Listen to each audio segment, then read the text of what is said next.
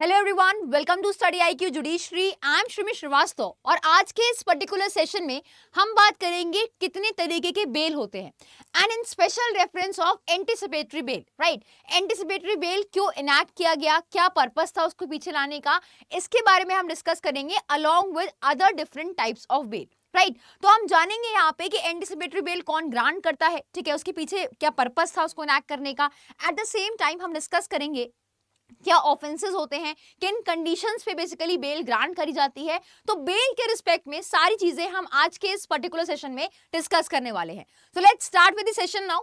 इस सेशन को स्टार्ट करने से पहले मैं बता दूं कि अगर आप मुझसे अभी तक टेलीग्राम या फिर इंस्टाग्राम पे कनेक्ट नहीं हुए हैं तो आप मुझे सर्च कर सकते हैं श्रीमी श्रीवास्तव के नाम से ऑन इन टेलीग्राम, और सिमिलरली आप मुझे फॉलो कर सकते हैं इंस्टाग्राम पे भी सेम यूजर नेम से। कोई भी डाउट है in respect of course, examination और सेशन, या आपको मेरी क्लास की अपडेट चाहिए, नोटिफिकेशन या जो भी कंटेंट मैं क्लास में यूज करती हूँ, आपको ये सारी चीजें चाहिए तो वो आप कलेक्ट कर सकते हैं इस टेलीग्राम पे मुझसे कनेक्ट होकर। राइट, तो जल्दी से जाके आप मुझसे कनेक्ट हो सकते हैं दोनों ही सोशल मीडिया हैंडल पे। एंड एक और इंपॉर्टेंट अनाउंसमेंट कि दिवाली के इस अवसर पे स्टडी आईक्यू जुडिशरी लेकर आया है एक ग्रेट अपॉर्चुनिटी जहां पे आपको बैच 10 लाइफ फाउंडेशन बैच 10 मिल रहा है अफोर्डेबल प्राइस में।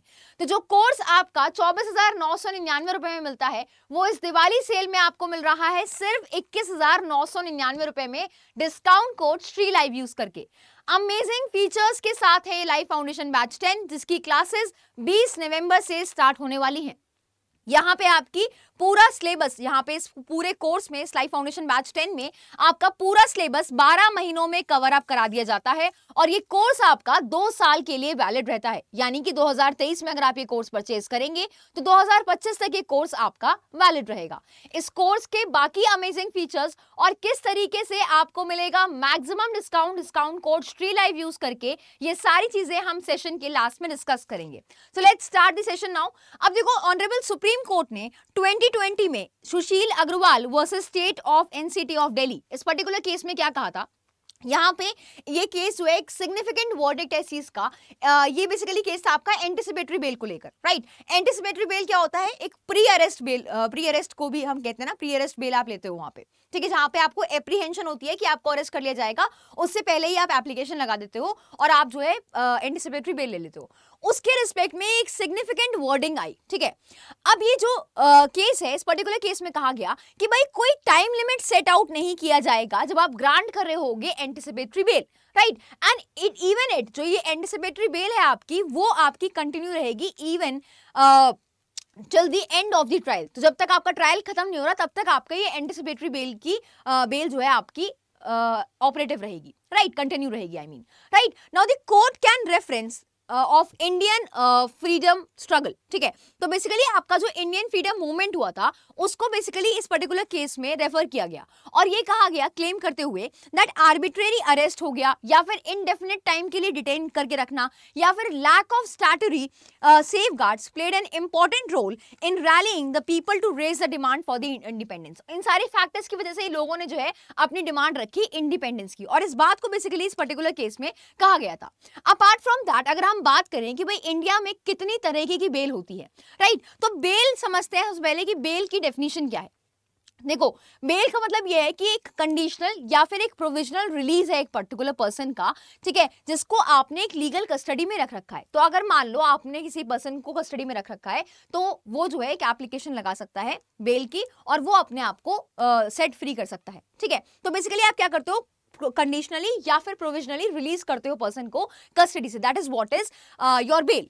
नाउ यहाँ पे उससे एक प्रॉमिस लेते हो, उससे एक अंडरटेकिंग लेते हो इस बात की कि जब भी तुम्हें बुलाया जाएगा कोर्ट में तो आपको आके अपेयर होना पड़ेगा कोर्ट के सामने। तो इस बात की आप जो है उस पर्सन को जिसको आप बेल ग्रांट करते हो उससे जो है एक अंडरटेकिंग लेते हो कि जब भी आपको बुलाया जाएगा तो आपको कोर्ट में आना पड़ेगा और समटाइम्स आप उससे श्योरिटीज भी लेते हो या फिर कोई कोलैटरल्स डिपॉजिट कराते हो कोर्ट में, सो दैट इस बात को इंश्योर कराने के लिए कि अगर मान लो उसको रिलीज कर दिया गया और बाद में अगर उसकी जरूरत है, कोर्ट को जरूरत है, तो वो कोर्ट में आके अपीयर हो। Right, now in superintendent remembrance of legal affairs versus Amariya Kumar Rao, इस पर्टिकुलर केस में बेसिकली कोर्ट ने एक्सप्लेन किया था कि क्या प्रिंसिपल है बेल देने के पीछे, ठीक है, कि बेल जो दिया जा रहा है इसके पीछे क्या प्रिंसिपल है, इस पर्टिकुलर केस में बताया गया था।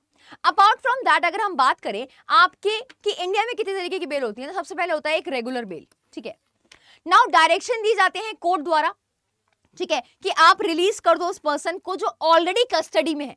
तो रेगुलर बेल की एप्लीकेशन कब लगाई जाती है? जब पर्सन जो है आपका ऑलरेडी कस्टडी में है, तो यहाँ पे वो पर्सन एप्लीकेशन लगाता है बेल की, तो कोर्ट जो है डायरेक्शन देती है कि उसको रिलीज कर दिया जाए। ठीक है, no is for a regular bail और you can say for such bail a person can file an application under section 437 and 439 of CrPC.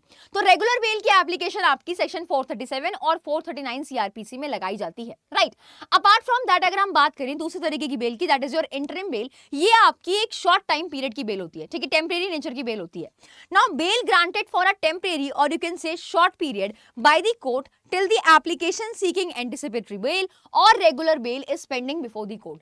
तो जब अगर किसी पर्सन ने एक रेगुलर बेल की एप्लीकेशन लगा रखी है, ठीक है, या फिर एंटिसिपेटरी बेल की एप्लीकेशन लगा रखी है, तो अगर ये एप्लीकेशन आपकी पेंडिंग चल रही है तो इस पर्टिकुलर टाइम पे, इस पर्टिकुलर केस में कोर्ट कभी कभी जो है आपका इंटरिम बेल ग्रांट कर देता है। और जो ये इंटरिम बेल होती है बेसिकली एक थोड़े टाइम के लिए होती है, शॉर्ट पीरियड ऑफ टाइम के लिए होती है, टेम्परेरी नेचर की ये बेल होती है।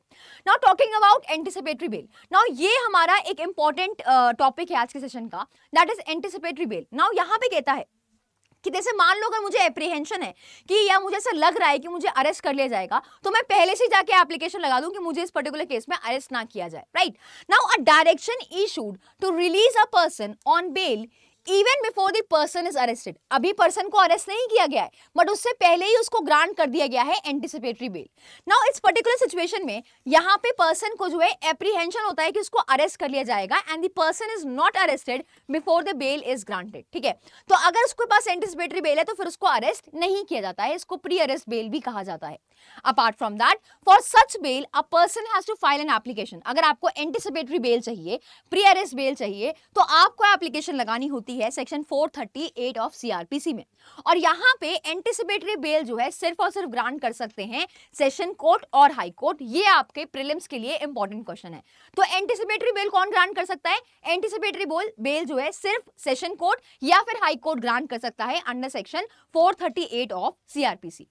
नाउ अगर इसके प्रोविजन की बात करें, ठीक है, तो सेक्शन 438 में दे क्या रखा है? सेक्शन 438 का क्लॉज 1 क्या कहता है? दैट व्हेन एनी पर्सन एंटिसिपेट्स, ठीक है, उसको ऐसा लग रहा है दैट ही और शी मे गेट अरेस्टेड, कि इसको अरेस्ट कर लिया जाएगा on an acquisition of having committed a non bailable offence. उसको ऐसा लग रहा है कि भाई एक नॉन बेलेबल ऑफेंस के लिए उसको अरेस्ट किया जा सकता है, उसको ऐसा एप्रीहेंशन है, तो उस पर्टिकुलर केस में वो अप्लाई कर सकता है कोर्ट ऑफ सेशन में या फिर हाई कोर्ट में for a direction under this section, कि भाई इनको एंटिसिपेटरी बेल वो ले सकता है इस पर्टिकुलर सेक्शन में हाई कोर्ट या फिर सेशन कोर्ट से, जहां पे उसको लगता है कि उसको नॉन बेलेबल ऑफेंस के लिए अरेस्ट किया जा सकता है। Apart from that the court में direct that in the event of such arrest he or she shall be released on bail even before the arrest। तो अरेस्ट से पहले ही उनको छोड़ दिया जाएगा। अगर उनके पास एंटिसिपेटरी बेल उनको ग्रांट कर दी जाएगी तो उनको अरेस्ट नहीं किया जाएगा, उससे पहले उनको बेल पे छोड़ दिया जाएगा, ठीक है। नाउ क्लॉज 2 क्या कहता है कि when the high court or court of session makes a direction under section 438 clause 1, जहां पे हाई कोर्ट या फिर आपका कोर्ट ऑफ सेशन कोई भी डायरेक्शन देता है क्लॉज 1 में, it may lay down certain condition in the lights of facts of a particular case as it thinks fit। अब यहाँ पे कहता है कि जब भी कोई डायरेक्शन दिया गया है 438 में सीआरपीसी की क्लॉज 1 में, तो उस पर्टिकुलर केस में केस के फैक्ट्स एंड सर्कमस्टांसेस को देखते हुए बेसिकली कोई भी कंडीशन इंपोज कराई जा सकती है हाई कोर्ट द्वारा या फिर आपके कोर्ट ऑफ सेशन द्वारा। नाउ अगर हम एंटिसिपेटरी बेल का एक हिस्टोरिकल बैकग्राउंड देखें कि कैसे ये इनकॉर्पोरेट किया गया हमारे सीआरपीसी में, तो एंटिसिपेटरी बेल जो है सीआरपीसी का पार्ट बना इन 1973 after 41st law commission report, कि जब 41 लॉ कमीशन रिपोर्ट ने रिकमेंडेशन दी थी कि भाई हमें इंक्लूड करना है ऐसे प्रोविजन को, एंटिसिपेटरी बेल की प्रोविजन को, तो बेसिकली यहाँ पे इसको इनैक्ट किया गया। Now it was included to protect the arbitrary violation of right of personal liberty of a person, ठीक है। तो आर्बिट्री तरीके से कभी कभी फॉल्स केसेस नहीं कर देते हैं, कभी कभी कोई भी किसी को फंसाने के लिए फॉल्स केस कर देता है, ठीक है। तो बेसिकली आर्बिट्री तरीके से, मनचाहे तरीके से किसी को जो है, किसी का जो है पर्सनल राइट, पर्सनल लिबर्टी का राइट जो है वो वायलेट ना किया जाए, इसलिए बेसिकली इसको इनकॉर्पोरेट किया गया था। This was the basic purpose behind it, right. Now necessity क्या थी इस चीज की? तो एंटिसिपेटरी बेल की क्या नेसेसिटी थी? तो बेसिकली क्या हुआ कि कभी कभी आपने देखा होगा, इनफैक्ट आपने भी ऐसा फील किया होगा कि कुछ इन्फ्लुएंशियल पीपल जो होते हैं ना, जो हाई प्रोफाइल पीपल होते हैं, वो क्या करते हैं, कभी कभी कोशिश करते हैं कि भाई किसी को केस में फॉल्सली इम्प्लीकेट कर देते हैं, फॉल्स केस बना के उसके नाम पे चार्जेस लगवा देते हैं, right. Now some influential people try to implicate their rivals in false cases for the purpose of disgracing them, ठीक है, उनको डिस्ग्रेस करने के लिए, या फिर वो ये चाहें कि वो जेल में ही रहे, ठीक है, या फिर उनको जेल में डिटेन करने के लिए बेसिकली फॉल्स केसेस कर दिए जाते हैं। Now apart from fall this, तो एक नेसेसिटी तो ये हो गई कि भाई फॉल्स केसेस ना हो, या आप सामने वाले को बस इसी इंटेंशन से कि वो जेल में रहे ये अलाउ ना हो। दूसरा यहाँ पे apart from all these false cases, when there is a reasonable ground for believing that the person accused of an offense is not likely to abscond, ठीक है, अगर मान लो एक रीजनेबल ग्राउंड है कि जो पर्सन है जिसके खिलाफ ये एक्विजिशन लगाया कि उसने कोई ऑफेंस किया है, कोई एलिगेशन लगाया उसने कोई ऑफेंस किया है, वो अगर abscond नहीं कर रहा है या फिर मिसयूज नहीं कर रहा है अपनी लिबर्टी को जब वो बेल पे है, तो then there is no need to first submit him to his custody। तो उस पर्टिकुलर टाइम पे आपको उस पर्टिकुलर पर्सन को पहले कस्टडी में रखना जरूरी नहीं है। अगर वो अब्सकॉन्ड नहीं कर रहा है और वो जो है कंडीशंस को फॉलो कर रहा है या फिर अपनी लिबर्टी का मिसयूज नहीं कर रहा है, तो कोई जरूरी नहीं है कि पहले उसको अरेस्ट करके कस्टडी में रखा सबमिट किया जाए, उसके बाद ही उसको बेल दी जाए। तो इस बेसिक पर्पस के लिए भी यहाँ पे एंटिसिपेटरी बेल को इनकॉर्पोरेट किया गया था, राइट। अपार्ट फ्रॉम दैट, यहाँ पे जो आर्बिट्री तरीके से अरेस्ट होती है, ठीक है, जहां पे आपका बेसिक पर्पस होता है कि आप हैरास करो या ह्यूमिलेट करो सिटीजन्स को, राइट। तो आर्बिट्री अरेस्ट जो होता है, जो कंटिन्यू हो रही है, ठीक है, और इसको कंट्री में एक फिनोमेना बना दिया गया है देयरफॉर, तो उस चीज को प्रोटेक्ट करने के लिए बेसिकली एंटिसिपेटरी बेल की जरूरत थी। Now the protection of a people should be given. अब यहाँ पे एंटिसिपेटरी बेल देकर उन लोगों की पर्सनल लिबर्टी को अफेक्ट नहीं किया जा रहा है, उनकी पर्सनल लिबर्टी को वायलेट नहीं किया जा रहा है, right. And this was the underlying reasons for the enactment of section 438 in the CrPC. और ये बेसिक रीजन था, इन सारी जरूरतों को देखते हुए सेक्शन 438 सीआरपीसी को इनकॉर्पोरेट किया गया, which even received the parliamentary acceptance as a crucial underpinning of shield of individuals personal liberty in free and democratic country, ठीक है। तो इसको पार्लियामेंट ने भी अलाउ किया और यहाँ पे सेक्शन 438 में एंटिसिपेटरी बेल का कंसेप्ट आपका इनैक्ट कर दिया गया सीआरपीसी में, right. Now offence and anticipatory bell, अगर हम बात करें, एप्लीकेशन जो एंटिसिपेटरी बेल की फाइल की जाती है वो आपकी फाइल की जाती है दोनों ही केसेस में, ठीक है, bailable and non bailable offences में। नाउ बेलेबल ऑफेंस की अगर हम बात करें, the bail is granted as a matter of right. तो जहां पे कोई बेलेबल ऑफेंस है वहां तो आप बेल ले सकते हो as a matter of right. Now the grant of bail in the latter situation is not a matter of right, but जब हम बात करते हैं नॉन बेलेबल ऑफेंसेस में बेल लेने की, तो वो आपका मैटर ऑफ राइट नहीं होता, but it is a privilege and is at the behest of the discretionary power of the court. और यहाँ पे जो ऑफेंसेस हैं आपके नॉन बेलेबल नेचर के, वहां पे बेल लेना ये सिर्फ और सिर्फ कोर्ट का डिस्क्रिशन है, कोर्ट की एब्सोल्यूट डिस्क्रिशन है कि वो आपको बेल ग्रांट करे या ना करे in case of non bailable offence, that is an absolute discretion of the court. Now bailable offence में सेक्शन 436 सीआरपीसी का प्रोविजन लेट डाउन करता है, जहां पे बताया कि भाई आप जो है बेलेबल ऑफेंस में बेल ग्रांट ले सकते हो इजिली, ठीक है, and it is a matter of right. But bailable offences are offences और you can say crime that are not very serious in nature, और वो कोई बहुत सीरियस नेचर के होते नहीं है, तो वहां पे आप as a matter of right bail ले सकते हैं। और इनमें कौन से ऑफेंसेस आते हैं, for example unlawful assembly, payment of bribe during election, fabrication of false evidence, participation in riot, furnishing false information, causing death by negligence, stalking और criminal defamation etc. तो बेसिकली ये सारे ऑफेंसेस में आप जो है बेल ले सकते हो as a matter of right, क्योंकि ये आपके बेलेबल ऑफेंसेस होते हैं। Now talking about non bailable offences, इसके बारे में सेक्शन 437 सीआरपीसी में दे रखा है आपके।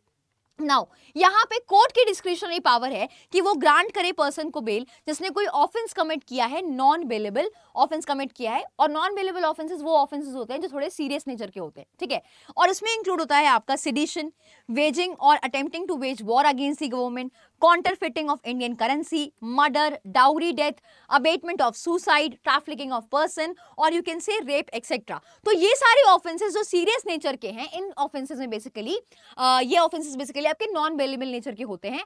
और यहाँ पे बेल लेना या बेल ग्रांट करना कोर्ट की एब्सोल्यूट डिस्क्रिशन होती है, राइट। नाउ क्या फैक्टर्स आप कंसिडर करते हो जब आप ग्रांट करते हो anticipatory bell? Now anticipatory bell is granted on the basis of following factors. क्या फैक्टर्स हैं वो? कि भाई जो ऑफेंस है उसका नेचर क्या है, उसकी ग्रेविटी क्या है, या जो भी एक्विजिशन एलिगेशंस लगाए गए हैं उसकी नेचर और ग्रेविटी क्या है, सीरियसनेस क्या है।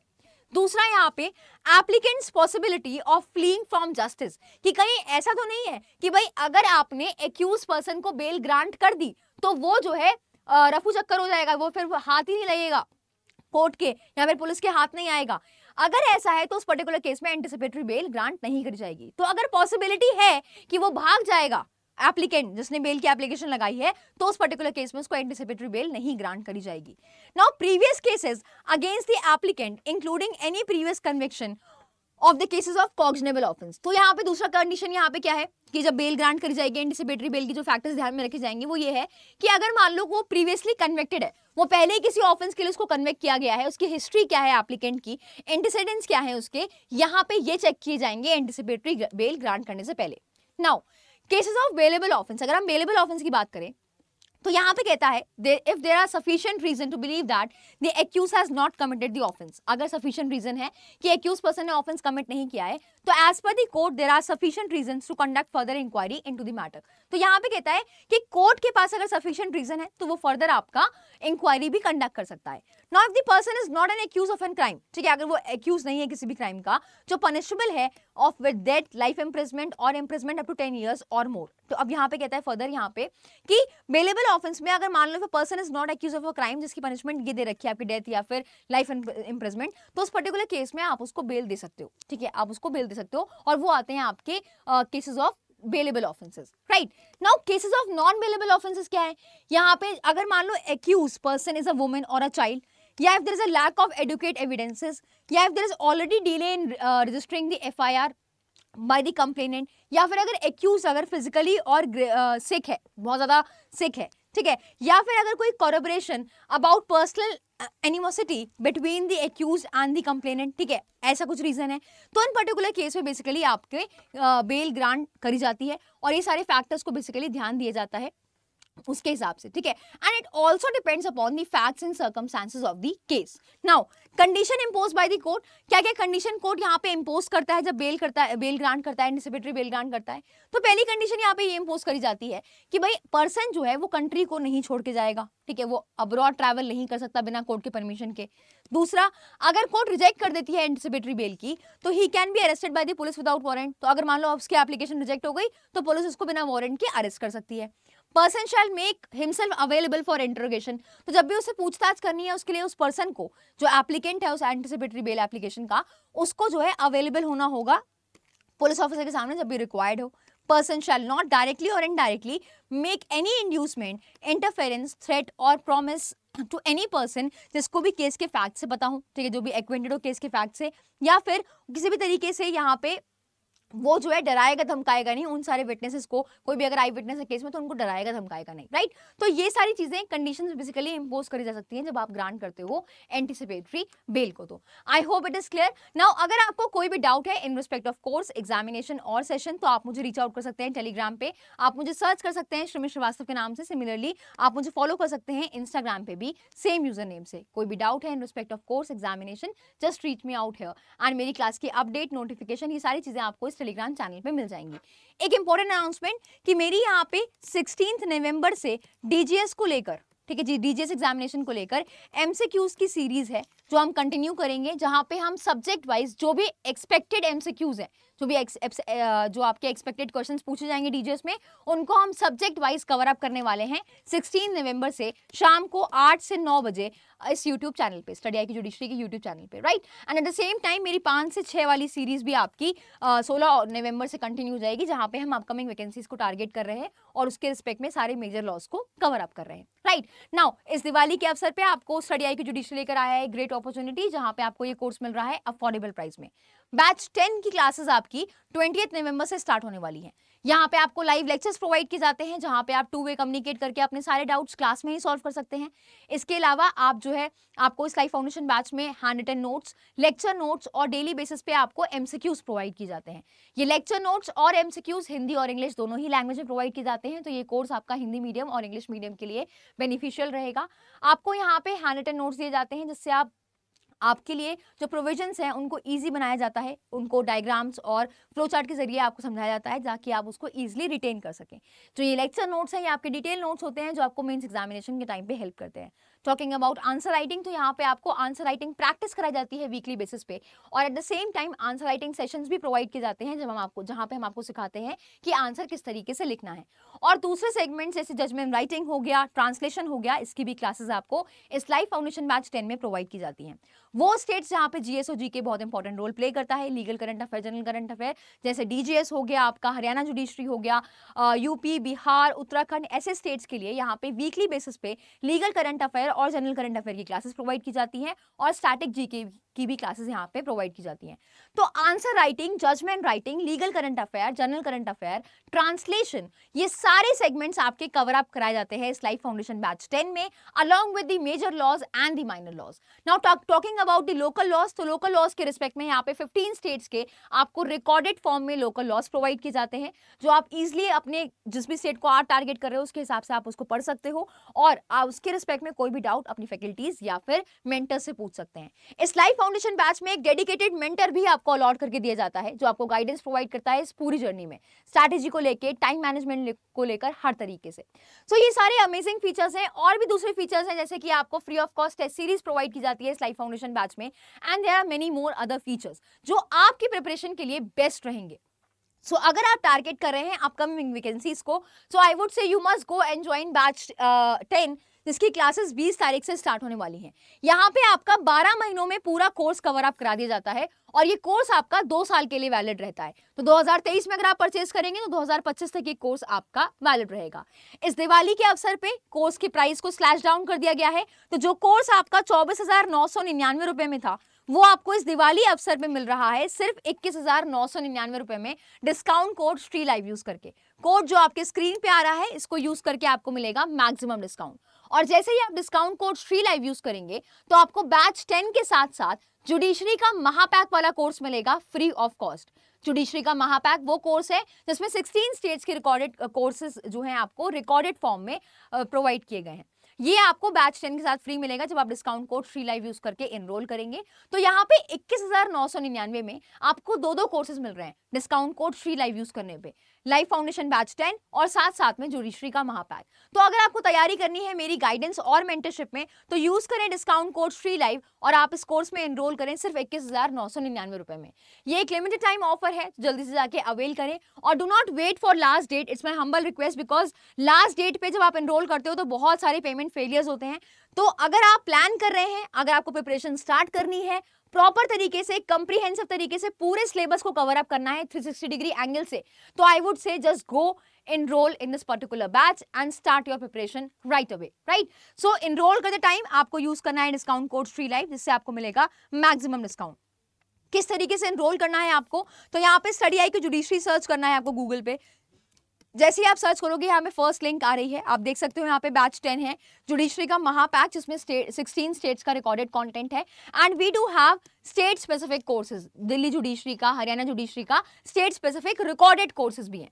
इनमें से किसी भी कोर्स में एनरोल करना है तो, और एनरोल करते टाइम आपको मैक्सिमम डिस्काउंट चाहिए तो यूज करें discount code Shri live. Now judiciary का महापैक जो है वो आपको लाइफ फाउंडेशन बैच 10 के साथ मिल रहा है फ्री ऑफ कॉस्ट। यहाँ पे आप इसको सेलेक्ट करें, प्राइस देख सकते हैं 37,000 रुपीज शो करेगा। बाय नाउ पे क्लिक करें क्योंकि आपके पास है डिस्काउंट कोड जिससे मिलता है सबसे ज्यादा डिस्काउंट, और उसको आपको अप्लाई करना है ऐड प्रोमो कोड करके। आपको यहाँ पे एंटर कूपन कोड में एंटर करना है SHRILIVE। जैसे ही आप एंटर करोगे आप अप्लाई करो उसको, और यहाँ पे आप देख सकते हो कि आपको ये कोर्स मिल जाएगा सिर्फ 21,999 रुपए में 2 साल की वैलिडिटी के साथ। So I would say affordable price में आप घर बैठे अपनी प्रिपरेशन को स्टार्ट कर सकते हैं।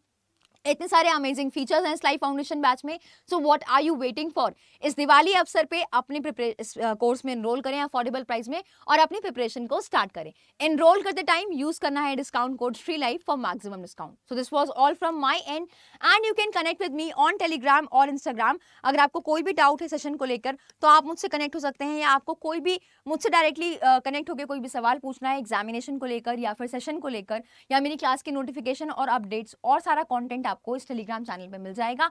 आप मुझे सर्च कर सकते हैं श्रीमी श्रीवास्तव के नाम से। So this was all from my end in today's session. Thank you so much for being there. See you in the next session. Till then, take care. Bye bye.